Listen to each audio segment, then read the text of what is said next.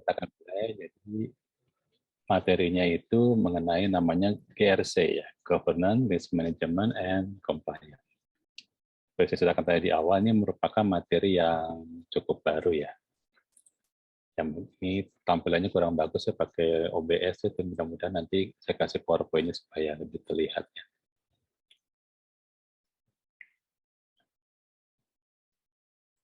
Ada yang tanya mungkin sebetulnya. Oke. Nah, apa yang disebut dengan GRC, G-nya itu diambil dari tata kelola ya. Jadi kita selama pertemuan sampai UTS kita belajar tata kelola. Tata kelola itu isinya yang mengelola ya, mengelola dengan strategi ya. Dengan terukur, kita sudah belajar cara mengukurnya. Kemudian perbedaan tata kelola sudah kita ceritakan bahwa berbeda dengan manajemen informasi adalah adanya strategi ya, adanya kebijakan, adanya policy. Jadi GRC ini dapat kita katakan sebagai suatu model manajemen yang lebih mengutamakan atau mempromosikan yang namanya kriteria untuk penyatuan. Penyatuan apa? Penyatuan supaya bisa adanya komunikasi dan kolaborasi antara stakeholder. Ya, stakeholder bisa menceritakan apa sih keinginannya, apa sih kebutuhannya. Tujuannya ya supaya kalau kita mengontrol para stakeholder itu keinginannya bisa terpenuhi. Sama seperti kalau kita bawa kendaraan, mungkin tangan kita itu tata kelola. Nanti kaki kita sebagai pedal rem dan gas itu menjadi manajemen risiko. Sedangkan mata kita itu melihat beberapa rambu yang merupakan compliant. Ada yang belum tahu artinya compliant? Ya, silakan terus di chatting kalau misalkan belum tahu ya. Compliant itu adalah memenuhi aturan. Jadi aturan-aturan, misalkan aturan yang paling gampang aturan SOP. Atau kalau lebih tinggi aturan hukum perdagangan, hukum IT, hukum informatika, hukum bisnis. Jadi memenuhi aturan, jangan sampai kita dalam mengelola itu keluar dari rambu-rambunya. Sedangkan manajemen risiko ini sudah saya bahas di mata kuliah manajemen informasi. Ini kita melihat profit dari sisi risiko. Jadi kita melihat keuntungan-keuntungan dengan cara kita mengidentifikasi dulu risikonya itu apa. Di sini kita sampai kepada bagian analisis risiko ya. Di manajemen informasi itu kita sudah ceritakan bagaimana profil risiko, bagaimana cara mengukurnya, kemudian bagaimana cara kita melakukan analisis. Nah, ketiga ini jadikan satu. Jadi mengelola itu jangan terlalu luas. Kalau kita ngontrol cukup yang memberikan keuntungan atau yang resikonya dikuasai. Kemudian dalam mengelola juga ada aturan main. Jadi jangan sembarangan kita mengelola. Jadi constraint-nya itu diatur oleh R dan C. Maka sering diilustrasikan kalau membawa mobil itu ya matanya itu melihat rambu, compliant, kaki kita menginjak pedal itu merupakan manajemen resiko. Oh ya, suara saya jelas. Saya ingin dengar suaranya dulu supaya terdengar ya. Jelas suara saya. Suaranya ada apa, tapi untuk ada ya. PPT-nya karena PPT-nya nggak di kurang share screen bagus jadi ya. kurang kurang jelas. Ya, ini saya pakai Apple, saya sharing hasilnya kurang bagus. Dan saya nggak tahu cara ininya gimana, cara supaya bisa sharing. Ini terkunci oleh sistem preference dari Apple ya. Jadi nggak bisa sharing PowerPoint. Ini Apple-nya baru saya update sambil jalan ya, kita lihat. Saya mau coba sharing lagi, bisa nggak ya? Ini terkena gangguan dari Apple ini. Tidak bisa men-sharing PowerPoint, kah? Apa ini ya? Sudah multiple window. Allow Zoom to share your screen. Oh, sebentar, saya cek dulu sebentar ya. Ini Zoom-nya tidak allow untuk screen.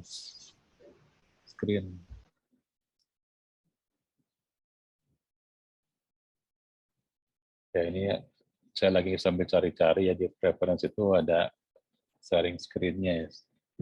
Gimana caranya sharing screen? Screen sharing. Sharing, tadi sambil nunggu ya. Ini Apple-nya belum kasih izin buat sharing screen. sharing screen. Oh, sorry.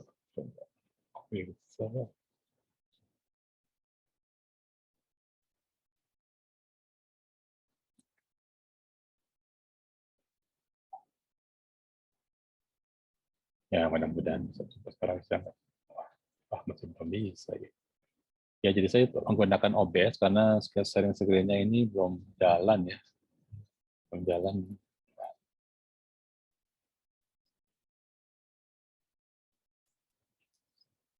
Screen sharing.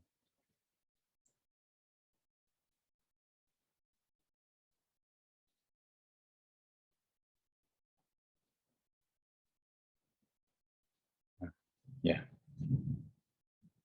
kacau.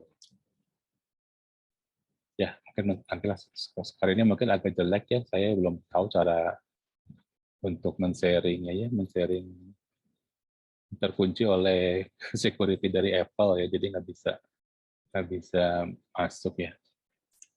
Nggak apa sampai lihat saya gambarnya kurang bagus ya, gambarnya campur lagi ya. Bentar, maaf nggak bisa ya.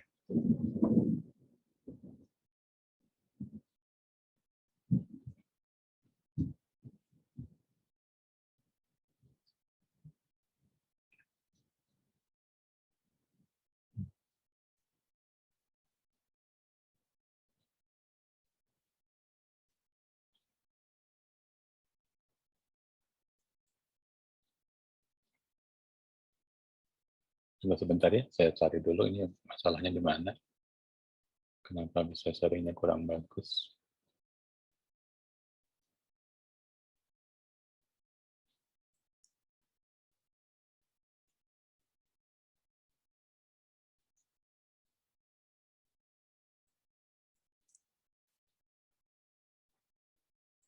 Kan pakai dulu saja, saya masih belum bisa ya, belum bisa masuk. Wah, malah hang.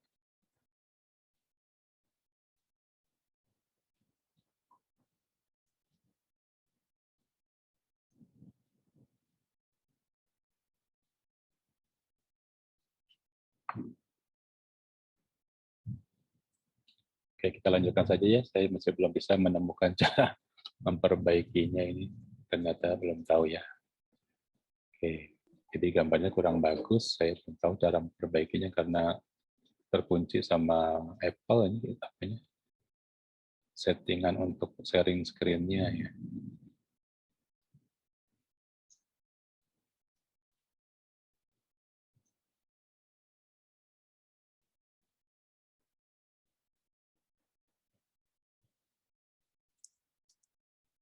Iya. Nah, coba lagi ya. Ya. Jadi yang namanya GRC ini merupakan satu pemikiran baru ya, tahun 2008, berarti baru sekitar 14 tahun ya. Kalau sampai sekarang sekitar 14 tahunan, bagaimana caranya supaya GRC ini menjadi suatu cara berpikir baru, kerangka kerja baru, metode baru, supaya bisa membuat seorang manajer itu bisa bertanggung jawab terhadap bisnisnya dan dia merasa percaya diri atas tanggung jawabnya kepada stakeholder. Jadi accountable itu adalah tanggung jawab kepada pemegang saham dan juga kepada beberapa peraturan. Jadi memberikan suatu kepercayaan secara akuntabilitas GRC ini. Misalkan kalau kita mengelola perusahaan, kita bisa tanggung jawab kepada bagian keuangannya, kepada BPK, misalkan kalau mengenai keuangan. Nah, bagaimana caranya? Karena rambu-rambu resiko dan rambu-rambu yang lain dari compliance atau kepatuhan itu sudah terjaga. Apakah bisa kita tata kelola itu melanggar rambu? Bisa saja ya. Secara tidak sengaja ada beberapa kontrol yang ternyata malah melanggar rambu. Misalnya banyak ya, seperti contohnya Gojek ya. Gojek itu merupakan salah satu contoh tata kelola yang tidak menggunakan resiko dan compliance. Yang pertama kali muncul, Gojek itu merupakan aplikasi yang melanggar aturan dari kendaraan umum, compliance. Ya. Cara pengelolaannya baik, membuat orang sangat beruntung, banyak yang diuntungkan, tetapi resiko dan compliance-nya belum ada waktu itu ya, belum terbahas. Ini salah satu tata kelola yang bisa menjadikan sistem tersebut melanggar hukum yang lain. Kemudian kalau masalah keuangan, misalkan laporan keuangan itu harus secepat-cepatnya, tapi juga ada batasannya, karena dalam sistem pelayanan, baik dalam keuangan, dalam layanan yang lainnya pun, kita harus melihatkan jangan sampai melanggar SOP. Ya. Nah, itulah yang namanya tata kelola jangan terlalu cepat, ya, kalau sama seperti bawa kendaraan, jangan terlalu cepat, juga jangan terlalu lambat. Kita harus melihat bagaimana risiko dan compliance yang menjadi penjaganya. Nah, itu disebut dengan GRC atau tata kelola model baru ini. Ya, mengapa harus pakai GRC? Nah, kita akan lihat. Jadi ilmu ini kira-kira tahun 2008, ya, 12 tahun yang lalu muncul dalam cara pengelolaan. Nah, kita akan lihat masalahnya apa. Pertama, tata kelola itu muncul karena ekonomi tidak stabil. Sama seperti di Indonesia, ekonomi tidak stabil, banyak yang mempengaruhi, banyak faktornya. Faktor dari misalkan pertumbuhan perekonomi, faktor karena ada pandemi, faktor karena harga barang dari luar yang cukup mahal, yang macam-macam lah. Jadi kita mengelolanya itu harus mengelola dalam kondisi yang tidak stabil, terus berubah. Ya kalau kita mengendarai mobil di kendaraan yang jalan tol itu enak stabil ya, tapi kalau di kendaraan yang macet kan tidak stabil. Jadi mengontrolnya harus G dan R-nya hidup. Oh ini sinyalnya mati lagi. Bentar, muncul nggak saya nih? Sinyalnya mati nih. Jelas lagi suara saya, sinyal saya mati ya di sini. Ya mudah-mudahan tidak terganggu ya. Oh masking ya, masking sama sinyal yang lain ya. Oke, suara saya masih jelas atau masih masking? Jelas, Pak. Jelas ya, oke ya. Ini ceritanya ya. Jadi mohon maaf hari ini gambarnya kurang bagus ya, karena jadi buram ya, karena saya pakai OBS. Ini masih saya belum tahu cara ngebuka sistem keamanan pada komputer Apple ya, saya belum tahu nih. Kemudian sustainability, jadi yang namanya mengelola itu kan untuk jangka panjang ya, bukan jangka menengah. Jadi kalau jangka panjang, nanti jangka panjang masalahnya apa ya? Dalam mengelola mungkin sekarang jago, punya manajer yang bagus, tetapi manajer kan bisa berganti, bisa berpindah orang. Nah, bagaimana cara mengelola yang tidak dipengaruhi oleh orang? Kemarin sudah kita belajar sebelum UTS itu delegasi. Bagaimana cara mengelola yang tidak dipengaruhi oleh ganti orang? Jangan sampai pemimpinnya berbeda, cara mengelolanya berbeda. Tata kelola itu sebetulnya mengelola sistem informasi, tetapi tetap dipengaruhi oleh manusia. Yang ketiga, karena yang namanya fokus dari kontrol internal itu harus kepada efektivitas dan kesesuaian. Ada requirement yang minimal, adequacy berarti kesesuaian dengan syarat minimal. Muncul banyak permintaan supaya lebih efektif, sistem informasi kita atur di secara bisnisnya, proses bisnisnya supaya efektif, tapi efektif tidak mengurangi pekerja, juga tidak mengurangi dana, tapi lebih efektif, lebih cepat, mungkin prosesnya memberikan layanan lebih cepat, ya, pakai server yang cepat mungkin. Ya. Yang keempat adalah munculnya kompleksitas dan regulasi. Jadi kalau mengelola perusahaan kecil gampang ya. UMKM kalau cuma satu tempat nggak masalah, tapi kalau UMKM sudah berkembang, sudah punya cabang, nah cara ngelolanya harus sama itu. Kemudian apalagi kalau jadi waralaba, jadi cukup besar, bertambah karyawan, bertambah departemen, jadi lebih internasional, go public, global, itu semakin kompleks. Belum kalau misalkan berbenturan dengan masalah, misalkan adanya perbedaan lokasi yang mempengaruhi budaya kerja, nah, itu menjadi kompleks. Peraturan pemerintah muncul juga yang memberikan batasan-batasan ya supaya melindungi beberapa pertumbuhan ekonomi mungkin dibatasi. Nah, ini jadi masalah. Jadi mengelola itu harus cerdas di sini ya. Karena pasti kompleks. Mahasiswa informasi nantinya kalau misalkan jadi kepala cabang itu cukup banyak kan, kepala cabang naik lagi jadi pusat itu mengelolanya banyak sekali dan kompleks. Kita harus mengelola dengan sistem, dengan data.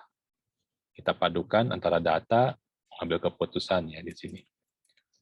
Yang kelima adalah masalah dari risiko. Risiko ini berubah. Setiap tahun, risiko-risiko dari setiap ekosistemnya berubah. Ekosistem apa yang sebenarnya ekosistem? Ya dari stakeholder, dari penjual barang, dari customer, itu berubah. Risiko-risiko muncul karena persaingan muncul, risiko kehilangan dari layanan, banyak sekali risiko muncul karena kegagalan sistem, atau juga muncul karena masalah keengganan orang menggunakan sistemnya. Risiko-risiko muncul dari ekosistem, yang dari pengguna, stakeholder muncul, dan kita semua dengan baik. Dulu bukan risiko, sekarang jadi risiko ya. Dulu profitnya besar, risikonya besar. Sekarang profitnya kecil, risikonya tetap besar ya. Berikutnya karena masalah dari keinginan stakeholder. Stakeholder ini bisa pemegang saham, shareholder, juga bisa di sini adalah orang-orang yang berkepentingan, misalkan pemerintah, stakeholder yang punya peraturan. Keinginannya berbeda-beda sehingga suatu sistem itu harus mengikuti, harus bisa fleksibel. Tata kelola yang fleksibel yaitu tata kelola yang namanya GRC ini.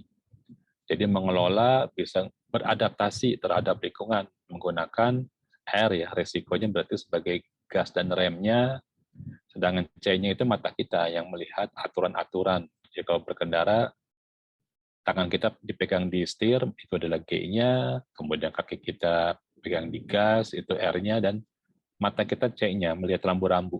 Jangan sampai rambu-rambu bisa berubah, jadi kalau misalkan rambunya itu adalah berbahaya, ya kita harus hati-hati.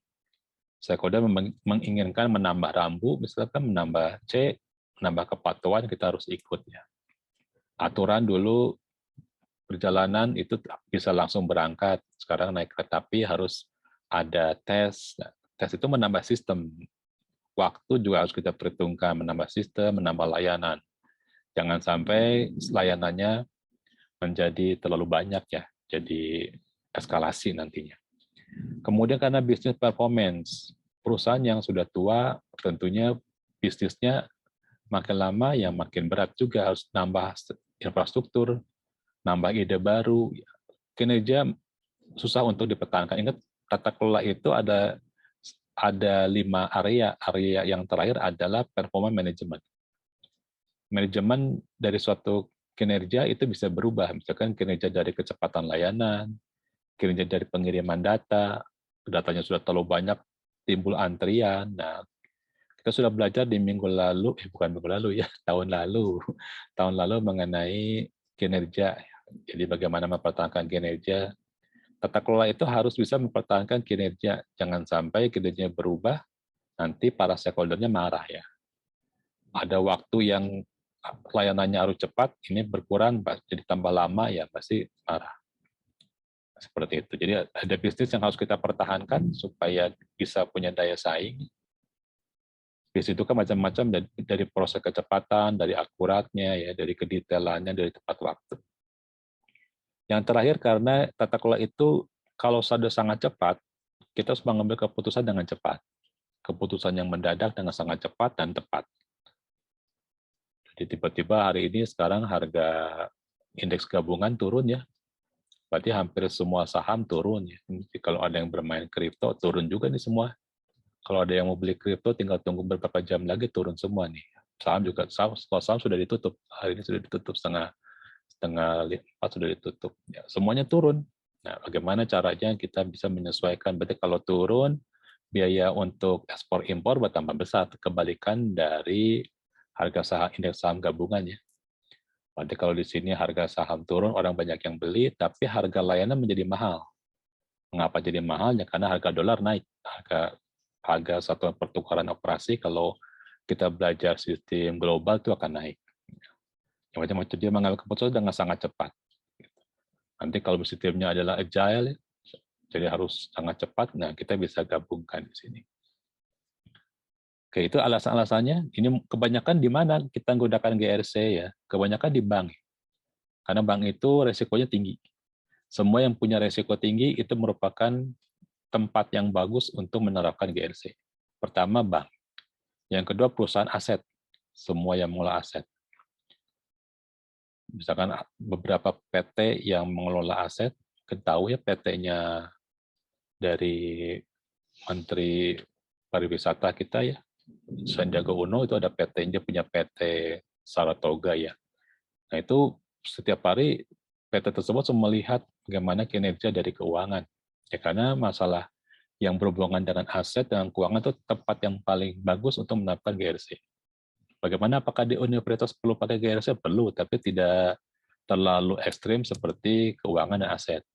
Resiko apa yang dialami oleh universitas? Bisa saja misalkan resiko dari pandemi sekarang, ya, risiko dari kekurangan jaringan, kecepatan jaringan, risiko karena yang menggunakan sistem server terlalu banyak, ya banyak resikonya.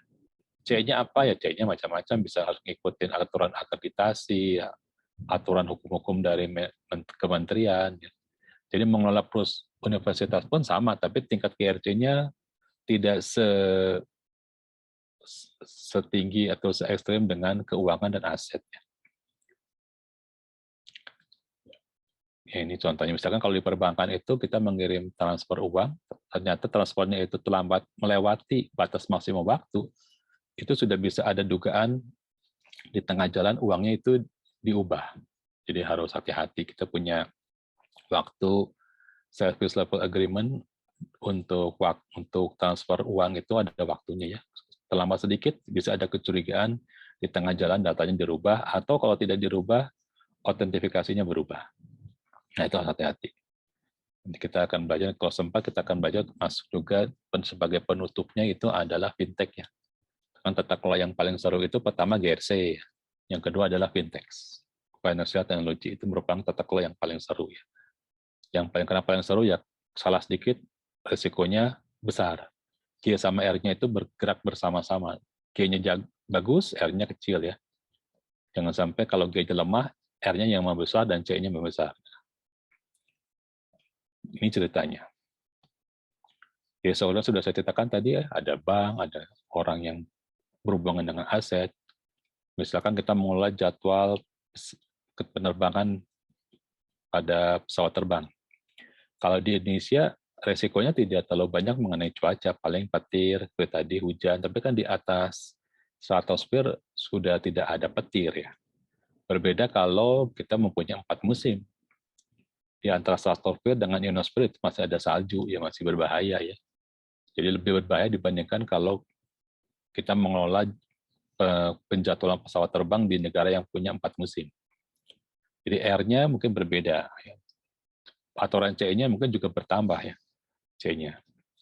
Macam-macam masalahnya tergantung, tapi kalau R-nya tidak terlalu ekstrim ya, nilai resikonya setelah dipetakan, domainnya tidak terlalu banyak ya.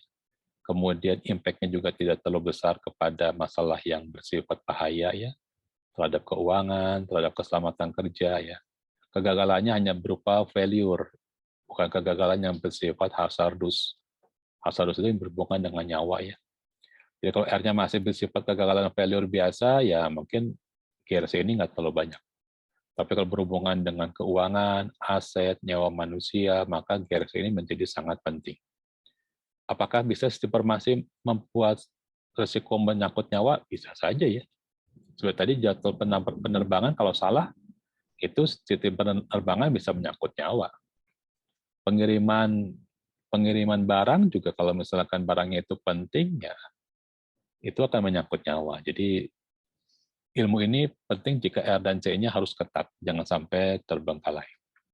Jadi sini digambarkan di sini ada sistem stakeholder-nya berupa dewan direksi, ada bagian pengontrolnya, departemen sistemnya ada di sini, ada manajemen yang sengaja yang selalu mengawasi, ada yang mengawasi regulasi, yang mengawasi hukum.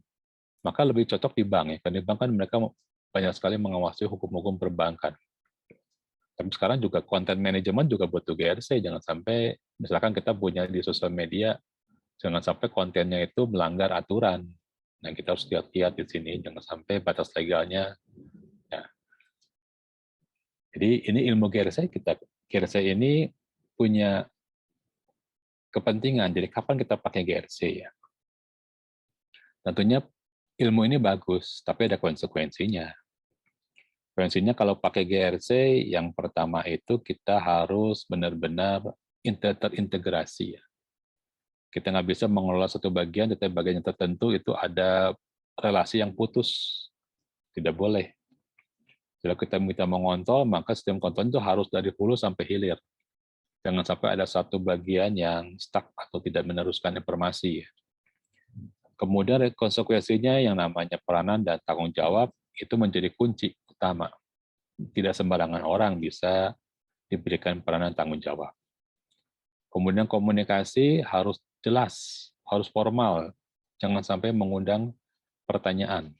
Jadi kalau kita mengelola, harus mengerjakan apa, tupoksi, tugas pokoknya harus jelas.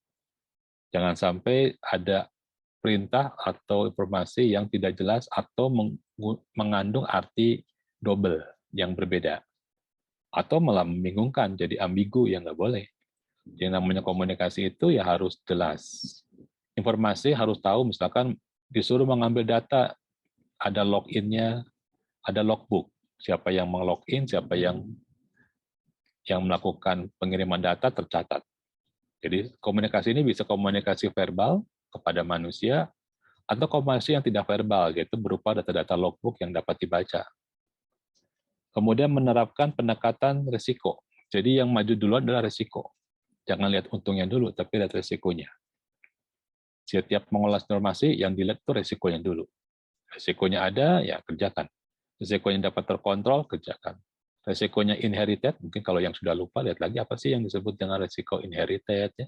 Risiko terkontrol, risiko residu, itu ada di mata kuliah saya di tahun lalu ya, semester lalu ya, manajemen informasi.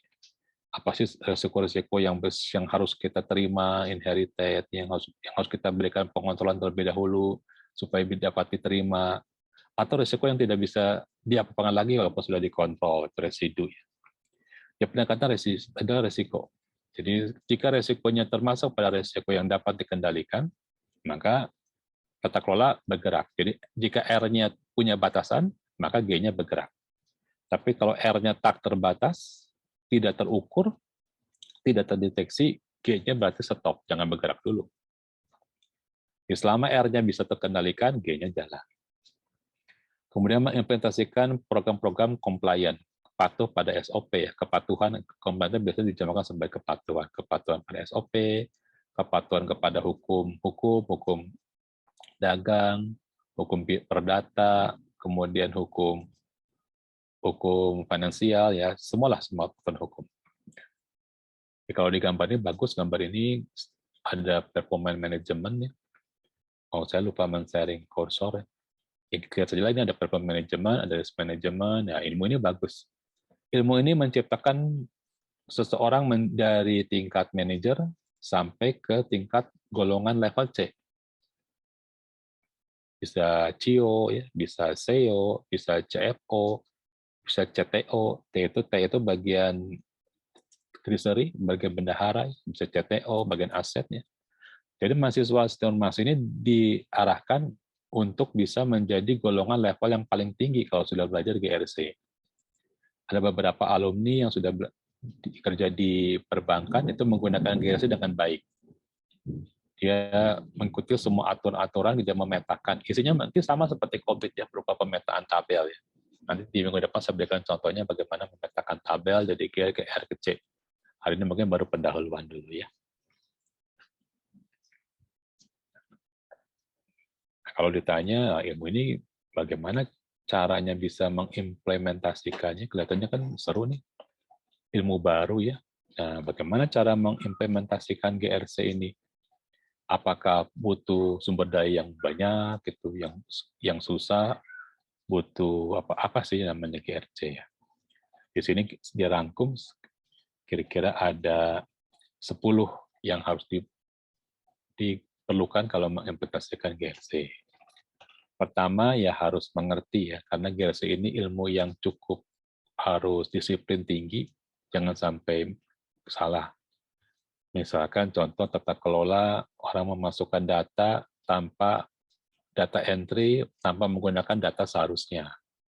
Misalkan dia memasukkan data barang, harusnya adalah barangnya harganya 100.000, saya markup saja jadi 200.000, masukkan datanya. Nah, ini berarti suatu pelanggaran resiko. Dia melakukan suatu kesalahan untuk resiko.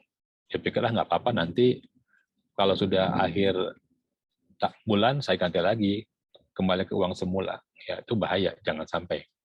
Setiap tim yang terlibat harus tahu bahwa yang namanya GRC itu tidak boleh R-nya di luar kontrol, di luar dari G-nya. Jadi G-nya harus bisa membantu, jangan sampai R-nya berlebihan, sehingga tidak terkontrol, dan C-nya juga ikut mengawasi. Yang kedua, setelah memberikan pengarahan kepada anak buah kita, timnya menjadi solid, sudah tahu apa sih gambaran besarnya, kita harus mempunyai yang namanya tim yang bisa bekerja sama dengan departemen lain. Namanya cross-functional team. Jadi kalau kita mengelola, kita harus tahu bagaimana caranya kita berkomunikasi dengan bagian, misalkan bagian pengiriman, bagian keuangan. Nah, harus ada yang namanya bentuk kerjasama dengan departemen lain. Apa kegunaannya? Supaya yang namanya pengandalan itu mempunyai efek dari hulu ke hilir, jangan sampai terganggu. Kalau masih ingat yang namanya value chain ya, setiap value chain itu ada bagian yang primer, ada bagian yang sekunder, atau bagian supportnya. Jangan sampai pada saat kita mengerjakan bagian intinya, itu supportnya itu ada yang stop. Jadi cross-functional teamnya yang berhubungan dengan supportnya itu, ada yang belum ingat tentang value chain dari Porter? Masih ingat ya value chain dari Porter? Saya pernah berikan contoh, bahkan berikan contoh tugas ya. Intinya yang namanya proses utama itu jangan sampai aliran-aliran dari support itu stop. Stop karena tidak berfungsi, maka sistem utama nggak bisa jalan. Nah, yang berhubungan dengan bagian support kita sebut dengan cross-functional team. Yang ketiga, definisi dari tanggung jawab harus ada di awal. Apa sih tupoksi ya? Tugas pokok instruksionalnya itu apa? Job desk-nya apa? Siapa yang bekerja di bidang bagian primernya, siapa yang bekerja di bagian pendukungnya, siapa yang menjadi outbound, siapa yang menjadi inbound-nya ya di sini. Bagaimana mengawasi prosesnya, tanggung jawabnya bagaimana ya. Kemudian jangan sampai jadi bagus sendiri. Jadi namanya GRC itu jangan sampai ada departemen yang menjadi bagus tapi tidak bisa membagi pengetahuan dan datanya. Yang kita sebut dengan silo. Di situnya memiliki data yang lengkap, data yang detail, tapi pada saat departemen lain membutuhkan buat mengambil keputusan dan buat mengelola, tidak bisa. Jangan sampai ada departemen yang seperti itu, hanya bagus buat internal, buat di dalam departemennya, tapi pada saat dibutuhkan suatu pengambilan keputusan, dia tidak bisa men-sharingkan informasinya.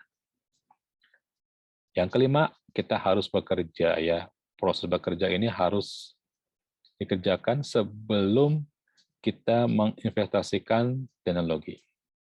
Jadi kita harus tahu apa sih proses bisnisnya. Ini pekerjaan dari mata kuliah manajemen informasi ya. Apa sih prosesnya? Kemudian baru kita tahu setelah kita tahu apa teknologinya. Jangan sampai ada proses yang kekurangan teknologi. Kurang cepat, kurang tepat, waktunya tidak terkejar, karena teknologinya itu tidak bisa mengikuti proses. Seperti sekarang ini, saya tidak bisa men-sharing di contoh di Apple ya, karena Apple security-nya mengunci untuk melakukan sharing PowerPoint ya. Ini berarti prosesnya saya harus tahu sebenarnya ada apa sih proses security-nya, sehingga teknologinya ini ketat sekali. Ini biasanya sebelum saya update, ini bisa-bisa aja ya. Kemarin sekitar 3 hari yang lalu, pas setelah tahun baru ini, komputer Apple saya mengupdate dirinya sendiri di bidang security, malah sekarang tidak bisa sharing PowerPoint-nya. Saya harus cari lagi di beberapa grup diskusi bagaimana cara sharing-nya ini. Kemudian kita mencari pekerjaan yang tumpang tindih. Pekerjaan-pekerjaan yang tumpang tindih yang ternyata harusnya dikerjakan oleh satu departemen, tetapi dikerjakan oleh departemen yang berbeda. Jadi overlap itu kita harus kerjasama, tapi bukan kerja yang sama. Masing-masing punya tanggung jawab, tapi tidak boleh kerja yang sama-sama di garis yang sama. Nanti terjadi duplikasi, terjadi data yang berbeda padahal maknanya sama. Jangan sampai seperti itu. Pekerjaan overlap juga bisa menjadi bottleneck, jadi saling menunggu, karena dia overlap, misalkan kita butuh sumber daya server, karena overlap server dengan proses maintenance, ya akhirnya kita nunggu sampai maintenance selesai, itu juga sama overlap. Jangan sampai ada proses-proses yang tumpang tindih bisa menghasilkan nilai racing berarti memicu nilai yang berbeda karena saling cepat ya, atau juga bisa menjadikan bottleneck. Jadi kalau masalah cuma dua, yaitu racing condition, siapa yang cepat itu yang menghasilkan output. Yang kedua adalah masalah bottleneck, saling tunggu sumber daya. Jadi jangan sampai terjadi overlap, jangan sampai terjadi racing condition atau terjadi overlap. Misalkan kalau kita beli tiket secara langsung di bioskop, ada 2 server. Secara tidak langsung kita memperebutkan posisi kursi yang sama. Jadi siapa yang cepat mengakses, dia akan dapat kursi yang sama, karena pada saat yang satu memproses area kursi tertentu, itu tetap terbuka oleh server tiket yang lain. Kalau sekarang, para pemegang remote sudah pintar, jadi kalau area kursi tersebut sudah diklik oleh operator, maka statusnya adalah tidak boleh diberikan kepada server yang lain, terhadap kasir tiket yang lain. Namanya, aturannya adalah occupied. Kalau sudah teroccupied, nggak bisa dipakai. Tapi kalau zaman dulu, kalau kita beli tiket di bioskop, pada saat si mbaknya itu melayani kita, kalau mbaknya lama, ya keburu tiketnya diambil sama mbak yang lain yang di sebelahnya, yaitu tiketnya ya, karena sistemnya overlap, tumpang tindih, menjadi racing condition, siapa yang cepat yang dapat, itu nggak boleh ya. Di dalam tata kelola, kita harus mencari jangan sampai ada yang overlap. Kemudian menciptakan komunikasi yang jelas, yang bisa memahami apa sih risikonya. Saat risiko muncul, langsung ada perintah secara verbal kepada orang, atau secara non-verbal kepada sistem. Apa sih yang terjadi kalau risiko tersebut muncul? Misalkan seperti tadi ya, lampu mati. Itu contoh yang bagus. Pada saat lampu mati, langsung beritahu kepada beberapa orang maintenance, kemudian kepada sistem untuk membackup. Otomatis ada common language secara verbal dan non-verbal. Ini kalau Apple bagus ya, kalau misalkan tadi mati, langsung dia auto save ya. Auto save itu bagus. Lebih cepat daripada PC ya. Jadi seperti itu, langsung di-save kondisinya, titik terakhirnya di mana. Jadi, itu yang disebut dengan common language secara verbal maupun non-verbal untuk memahami risiko. Kemudian jangan sampai kehilangan detail dari proses. Apa sih betul intinya proses tersebut? Ya, harus cepat, tepat, ya jangan sampai hilang. Jangan sampai proses tersebut memberikan penyelesaian terlalu lama ya. Kita lihat apa sih detail dari setiap proses. Misalkan proses apa yang di sini? Misalkan kita proses pengiriman barang. Detail dari pengiriman barang apa sih? Kita bisa men-track barang ya. Kita bisa mengelola kenapa barang tersebut dikirimkan, di mana posisinya, kita harus tahu. Itu detail ya. Jadi dalam mengelola suatu sistem kita perlu detail. Jangan sampai ada sesuatu yang terhilangkan detailnya. Kalau yang kehilangan informasinya tidak penting ya abaikan. Tapi kalau informasinya penting bahaya. Misal mengirim barang, tetapi tidak ingat berapa ukuran volumenya, cuma tahu beratnya. Bahaya juga. Ada beberapa benda yang ringan, tetapi volumenya besar. Ada beberapa benda berat, tetapi volumenya kecil. Kita mengirim barang, informasi cuma masukkan kilogram. Kita nggak lihat volume, itu bahaya juga. Atau kita mengirimkan satu infrastruktur, misalkan mengirim server atau komputer, tapi kita tidak lihat speknya. Benar, mungkin misalkan speknya i5, ya, i7 prosesornya, tapi kita tidak lihat kas memorinya, kita tidak lihat berapa ukuran dari memori yang digunakan, apakah DR3 atau bukan. Nah, itu ada satu spek khusus yang kita hilangkan, itu bahaya. Jadi kalau kita mengolah sistem, kita harus tahu. Sistem tersebut menggunakan 4 server secara paralel, misalkan. Kita harus lihat komunikasinya bagaimana. Ada detail yang tidak boleh hilang. Kemudian kita mengingat proses-proses untuk meningkatkan gradual proses, ini disebut juga dengan proses peningkatan kualitas improvement. Jadi kita mengingat proses QRC ini merupakan proses yang gradual, berarti pelan-pelannya. Jadi kalau kita ingin meningkatkan suatu tim yang solid, ya pelan-pelan. Kalau kita ingin mengolah sistem, ya pelan-pelan. Jangan tiba-tiba mendadak ya. Secara manusia bahwa sistem itu butuh waktu. Nah, ini disebut dengan GRC tadi ya. Kita pelan-pelan saja kita coba. Ya. Gambarnya sedikit kepotong ya. Oke, ya nggak apa. Nah, ada yang mau tanyakan sampai sini? Kita mungkin ada sekitar 3-4 layar lagi. Ada yang mau tanyakan? Biasanya GRC ini sebetulnya kan ilmu baru, tapi pada saat kita praktek biasanya diberikan kepada beberapa manajer muda ya, supaya mereka belajar ya. Di saat kita bekerja, misalkan kita jadi manajer proyek. Kemudian manajer proyeknya bilang kita pakai GRC. Gimana caranya membuat satu GRC yang pengerjaannya semakin tajam, kualitasnya semakin bagus. Konvergen berarti semakin bagus kualitasnya ya. Gimana caranya? Pertama ya kita harus lihat bagaimana yang tidak bisa kita kontrol, jangan kita kontrol ya. Yang bisa kontrol, kita kontrol. Kita lihat beberapa yang tidak pasti ya, perubahan pasang tidak pasti, kompleksitas yang tidak kita kontrol ya jangan kita kontrol, kita batasi dulu. Ilmu tata kelola itu yang dapat dikelola ya semua yang bisa kita kelola. Kalau memang tidak bisa kita kelola ya kita tinggalkan. Dia respon terhadap market yang tidak pasti dan kompleks, kita petakan. Mana sih kita bisa pisahkan, mau pakai sistem clustering, sistem level, yang mana sih yang bisa kita terapkan GRC pada saat ini. GRC bisa semua segmen, tapi untuk pertama kali tahapan kita pilih. Yang mana kita bisa terapkan, yang resikonya sudah terpenuhi.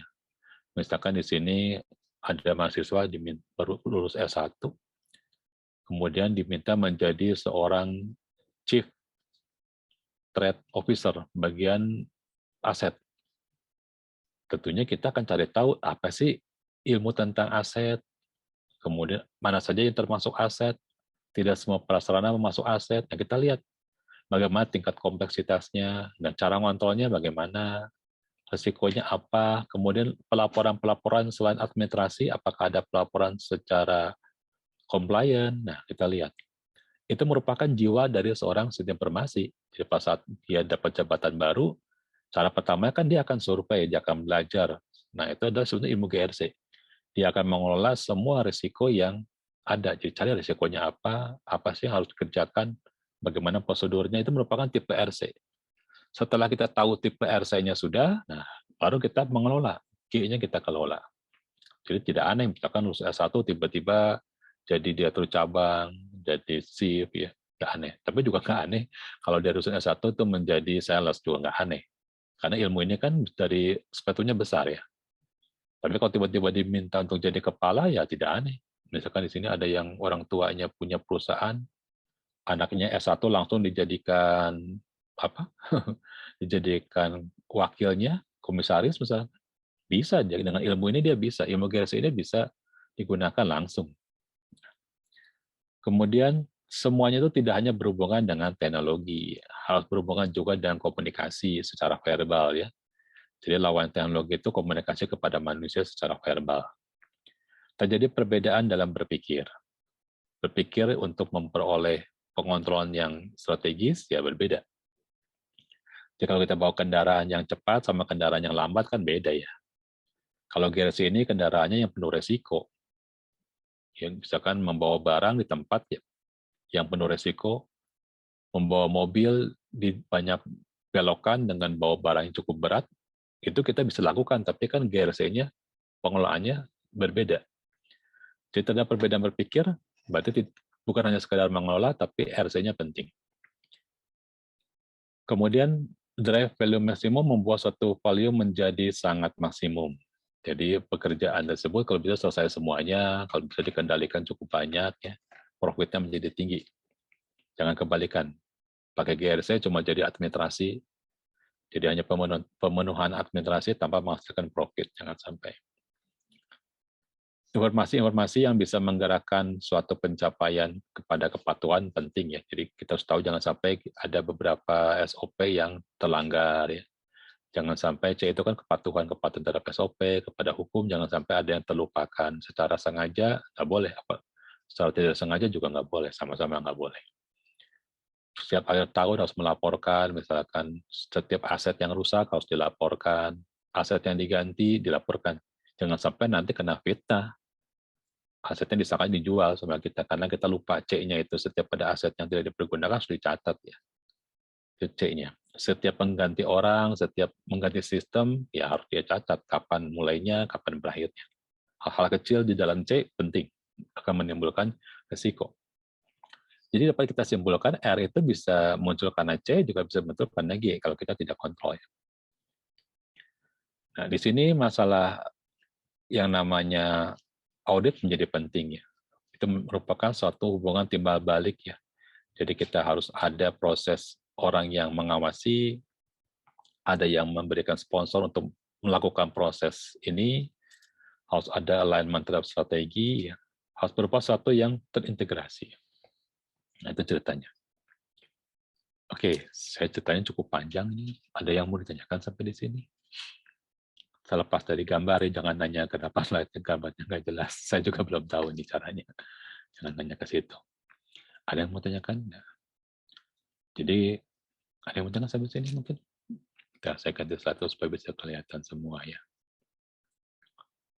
Oke. Mungkin ada yang mau ditanyakan?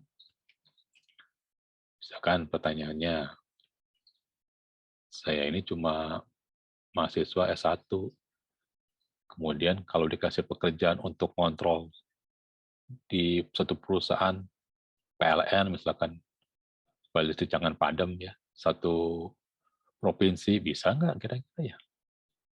Gimana supaya kan ujung-ujung dari GRC tadi cerita tentang confidence.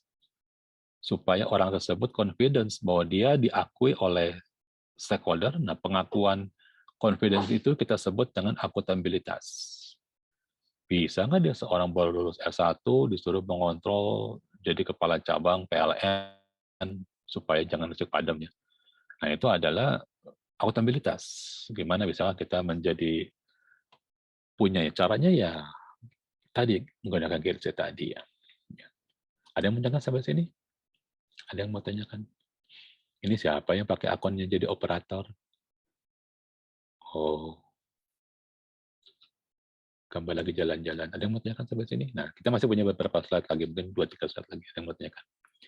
Jadi ilmu setelah UTS itu ada ilmu-ilmu baru. Kalau UTS itu sampai dengan 15 tahun sebelumnya lah. Jadi ilmu kemarin yang paling tinggi itu adalah namanya pengukuran kinerja ya, benchmarking. Itu terakhir 15 tahun yang lalu. Ada juga yang 20 tahun yang lalu. Nah, sekarang ilmu GRC ini baru umurnya masih pendek-pendek ya, ada yang 10 tahun, ada yang 15 tahun. Fintech itu sudah cukup lama, tapi menggunakan istilah fintech itu baru 8 tahun yang lalu. Nah, kita sekarang akan belajar ilmu-ilmu tren dari tata kelola yang sifatnya baru ya. Jadi bagi yang baru datang, kenapa itu GRC namanya jadi GRC? Ya GRC itu merupakan bentuk tata kelola yang ilmunya baru sekitar 15 tahunan ke sini lah. Tadi ada definisi tahun 2008, ya, berarti sekitar berapa tahun yang lalu ya? Hampir 13 tahun yang lalu ya, seperti itu.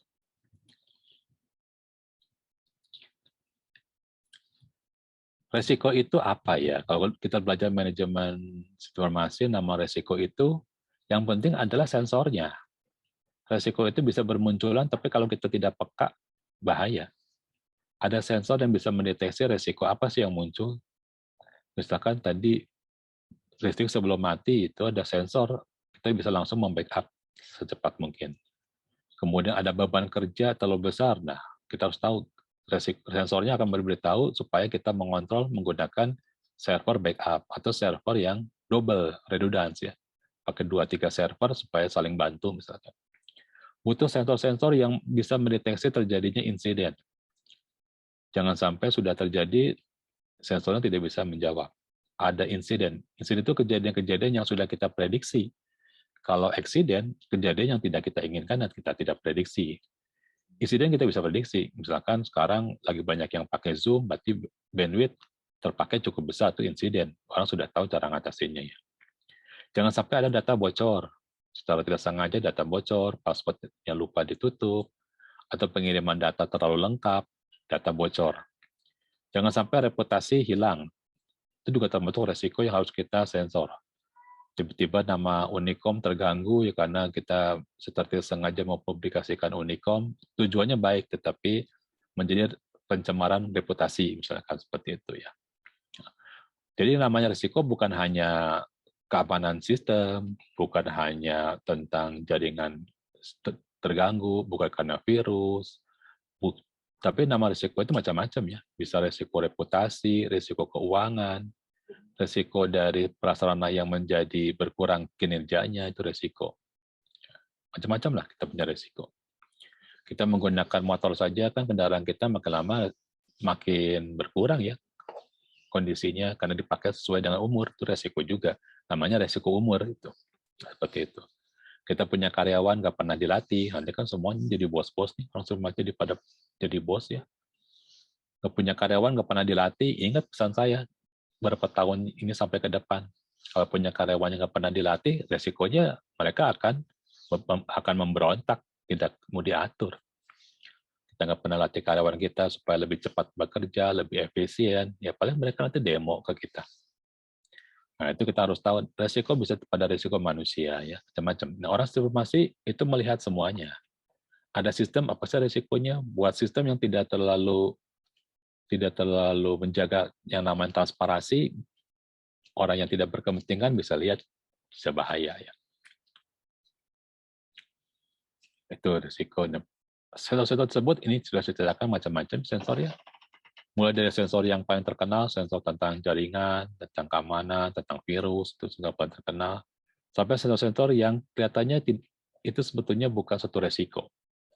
Sensor mengenai reputasi tadi, sensor mengenai audit yang jarang dilakukan, maintenance yang kurang, performance yang tidak pernah disensor, tidak pernah dimonitoring kinerjanya. Kita punya sistem, apa ya kira-kira, sistem perentalan mobil. Banyak titik-titik kelemahan. Ada orang yang bisa sewa, tapi sewanya palsu, berpura sewa, padahal sewanya tidak, kurang otorisasi ya. Itu kita punya sensor namanya otorisasi di situ. Atau kalau ini R-nya dan C-nya muncul, jika tidak terkontrol maka G-nya harus cepat-cepat GRC-nya harus cepat-cepat menindaklanjuti ya. Sekarang harga sewa web menggunakan cloud mahal sekali. Ada yang pernah di sini ada yang punya domain, tahu berapa bedanya kalau sewa server pakai cloud yang berbayar untuk bikin domain web dengan tadi ada yang jadi programmer web mungkin tahu bisa cerita berapa harganya kalau pakai cloud dan kita kalau misalkan hanya pakai server lokal jangan di Jakarta lah kita beli server sama bedanya kalau kita pakai cloud misalkan pakai AWS berapa itu ya kalau bukan AWS ada yang tahu bisa cerita di sini Belum tahu Pak.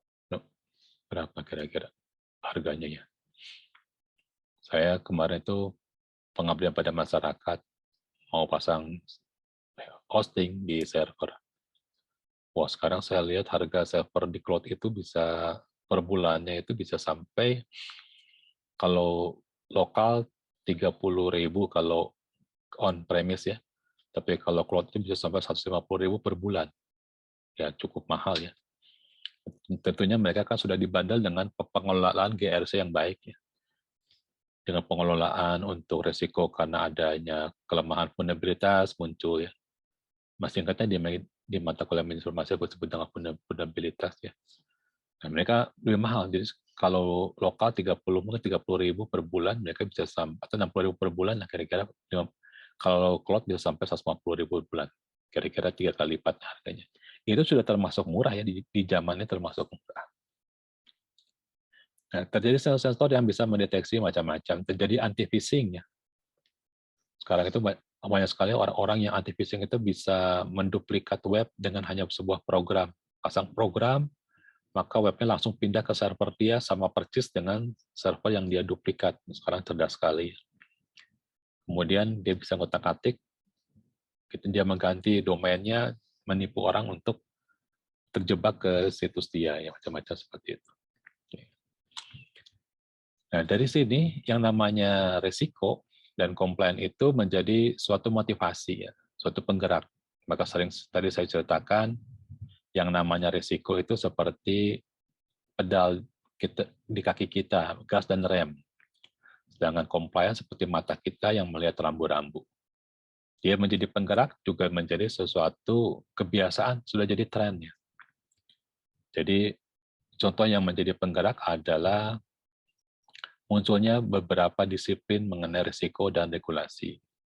Muncul aturan-aturan. Ini menjadi penggerak kita, misalkan aturan membuat suatu program, aturan dari lingkungan, aturan keamanan itu muncul. Kemudian terjadi operasi yang terdistribusi, terjadi kerjasama. Sekarang yang namanya risiko kita bisa berbagi. Contoh ya, kalau belajar di manajemen informasi, misalkan kita e-commerce itu kan mempergunakan pihak ketiga untuk mengantarkan barang. Nah, itu merupakan pembagian risiko.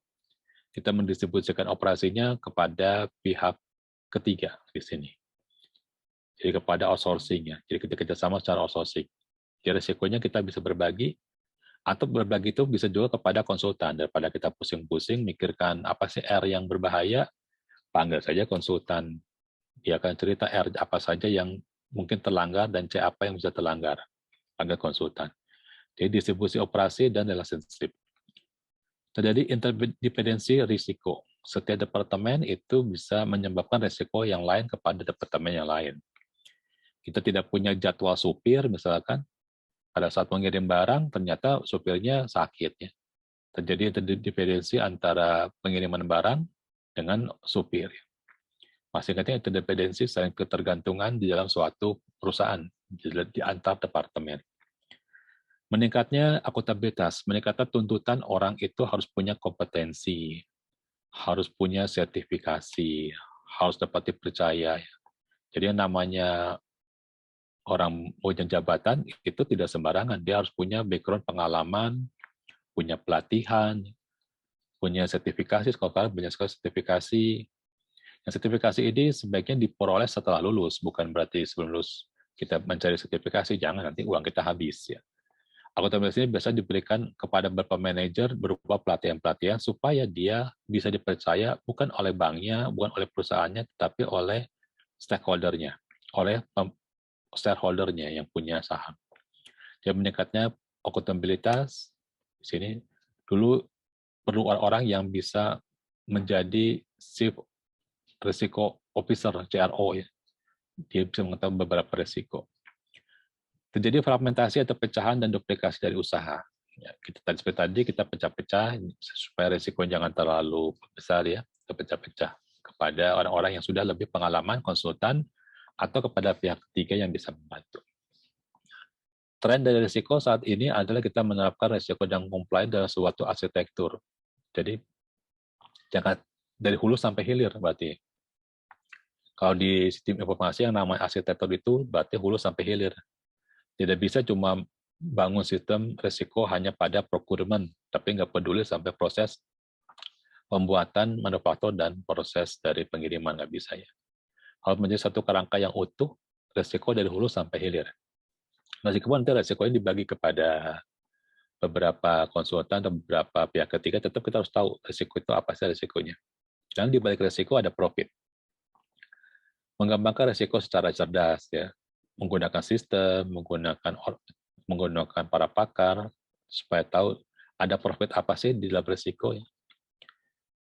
Ada informasi yang dibutuhkan sangat cepat, sangat tinggi, ya. Tetapi dari risiko yang sangat tinggi tentunya ada profit yang diuntungkan. Mengimplementasikan GRC ini pada platform yang terpasang, jadi bisa kita maintenance ya. Membuat komunikasi secara terpusat dan training, serta meningkatkan evolusi kemampuan dari golongan C. Jadi di sini banyak sekali orang yang baru punya perusahaan menyebut dirinya sebagai CEO. Nanti dulu ya. Yang namanya CEO itu harus terlatih. Harus punya akuntabilitas yang tinggi. Harus mengerti namanya GRC. Tidak sembarangan seorang bisa menamakan dirinya CEO. Kalau perusahaannya masih kecil, belum punya kompleksitas yang tinggi, ya mungkin bukan CEO, baru pemimpin. Tapi kalau perusahaan kecil tapi sudah sangat kompleks, misalkan perusahaan aset sekarang, perusahaan asuransi menjadi perusahaan sangat kompleks karena ada masalah dari pandemi. Nah, dia boleh menamakan sebagai CEO ya karena kompleksitas sangat tinggi. UMKM juga bisa saja menjadi sangat kompleks. Misalkan dia punya 12 cabang yang berbeda, kompleks. Di Malaysia banyak universitas yang punya cabang sampai 13 cabang di daerah. Unicom nggak punya cabang, tapi ada beberapa perguruan tinggi punya cabang paling juga 3. Tapi kalau di Malaysia ada yang sampai 13 cabang. Sehingga universitas dapat disebut sebagai suatu bentuk yang butuh kompleksitas sangat tinggi. Bahkan rektornya sudah seperti SEO, karena 13 kampus harus dikontrol, harus dikendalikan. Nah, kita butuh pada saat sangat kompleks. Oke, mungkin hari ini cukup sampai sini. Rasanya setelah tahun baru, saya nggak ingin berpanjang-panjang dulu ya. Kita santai-santai dulu saja. Ada yang mau tanya sampai sini? Saya ganti slide dulu ya. Oke, saya ganti slide dulu. Ada yang mau tanyakan? Belum ada, Pak. Belum ada ya, oke. Ya. Oke, kalau tidak ada, nanti saya bagikan slide-nya. Jadi mohon maaf hari ini banyak gangguannya, gangguan teknis. Tapi gangguan teknis ini menjadikan contoh yang jelas yang namanya retention itu penting ya. Kadang-kadang nama stakeholder tidak mau tahu, mau ada gangguan listrik, mau ada gangguan ke fisik atau teknis. Nah, kita harus membuat hasil profit yang baik, yaitu contoh yang baik lah. Oke, saya tampilkan semuanya. Tolong dipasang layarnya, saya mau capture ya buat hari ini. Oke, sambil menunggu ya, kita on cam. Nanti kalau pertanyaan boleh lewat Japri, boleh ya. Mau lewat Classroom Google, silakan. Lewat WhatsApp juga. Harapan saya ya siapa tahu 10 tahun lagi ya, mahasiswa yang sekarang tampil wajahnya ini bisa jadi direktur lah, direktur cabang.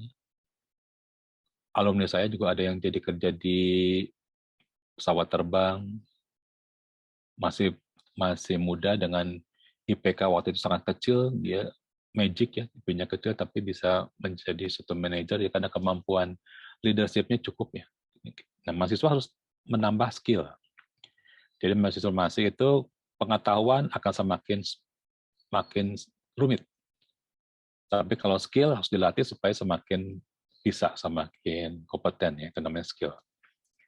Oke, saya hitung. Ini kalau pakai Zoom gampang sekali, saya bisa lebih mudah, nggak perlu memperbesar, memperkecil ya.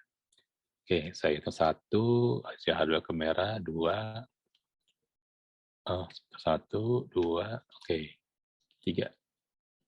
Iya.